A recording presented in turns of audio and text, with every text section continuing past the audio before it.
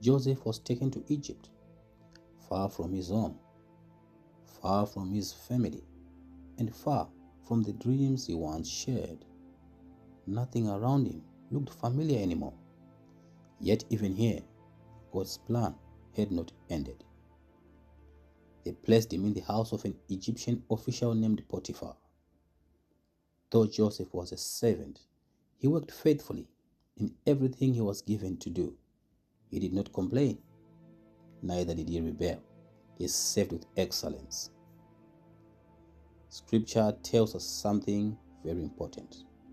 The Lord was with Joseph, not because Joseph was free, but because God is ever faithful.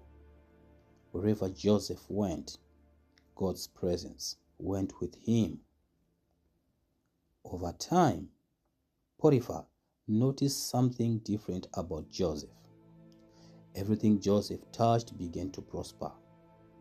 So trust was built slowly through his consistency and integrity, and Joseph was placed in charge of the household. But faith is often tested whenever responsibility grows.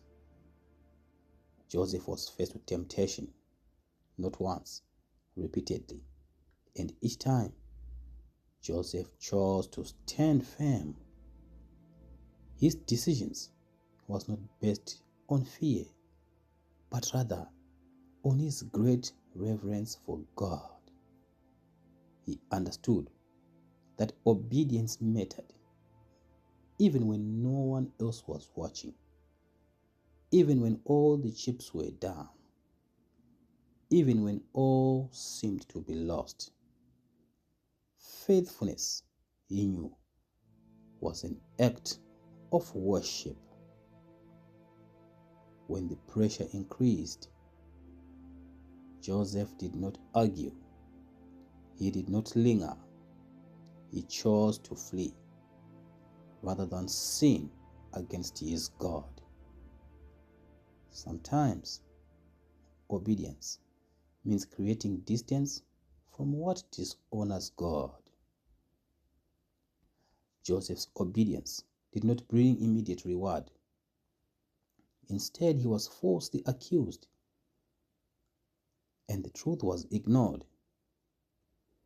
Yes, Joseph was punished for doing what was right. He was placed in prison, not because he sinned, but rather because he was faithful, and a lie that seemed to be the truth had been fabricated. Yet even here, he did not lose hope. Once again, Scripture repeats the same truth. The Lord was with Joseph. God's presence did not leave him in prison. God was working, even when Joseph could not see how. His works were still continuing.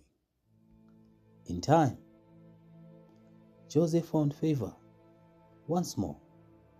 In prison, responsibility returned to his hands.